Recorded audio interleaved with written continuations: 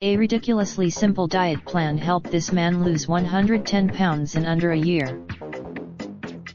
Most people with desk jobs can relate to the way Jason Phelps gained weight. When you go from being active in your teens and early 20s to spending hours a day sitting, you sometimes don't even notice it at first. ID. Phelps, 40, who works as a manager for tax and accounting consultants in Ann Arbor, Michigan, says that while poor diet and lack of exercise were two important contributors, the biggest factor was his own denial. While he isn't certain where his weight peaked, Phelps guesses he was tipping the scale at more than 400 pounds. During one weigh-in he started that weekend fasting for 16 hours a day on Saturday and Sunday, and was surprised by how great he felt. Continuing with this, 2 weeks after getting started, however, Phelps encountered another setback. He broke his foot.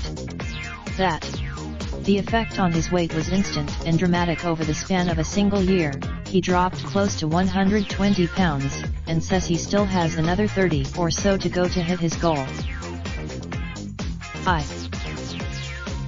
For those trying to follow his lead, Phelps says consistency and patience are the two most important factors. He found what worked.